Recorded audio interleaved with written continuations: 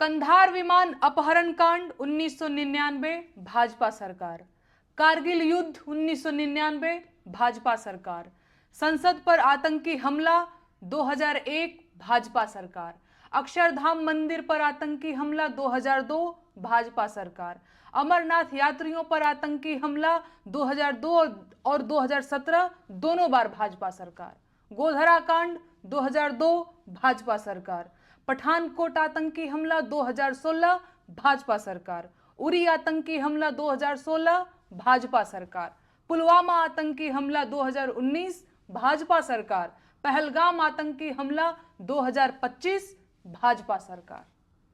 देश में अब तक के सारे बड़े आतंकी हमले भाजपा की सरकार में हुए हैं और भाजपा की सरकार आते ही देश और देशवासी सभी खतरे में आ जाते हैं। बिहार चुनाव करीब है और देश में जैसे ही चुनाव करीब आते हैं कहीं ना कहीं आतंकी हमला हो ही जाता है और युद्ध के बादल घिर जाते हैं।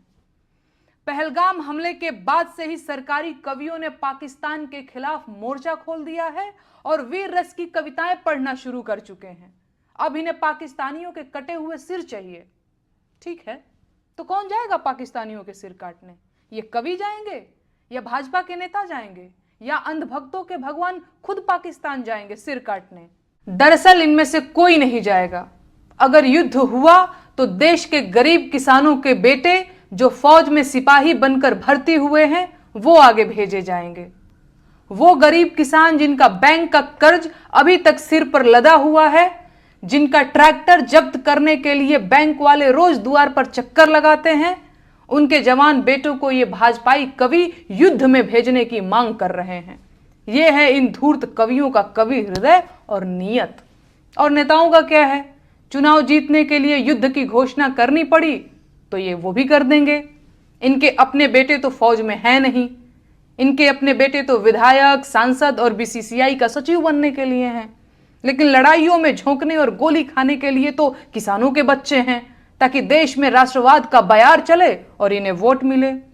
संसाधन देश के खर्च होंगे, बेटे किसानों के मारे जाएंगे। ये है युद्ध की असलियत और इसीलिए इन नेताओं और उनके चापलूसों को युद्ध की जल्दी है। जब भी चुनाव करीब होते हैं और सरकारों की हालत खराब होती है तो पड़ोसी देशों से युद्ध और तकरार को चुनाव जीतने के लिए हुकुम के इक्के की तरह उपयोग किया जाता है।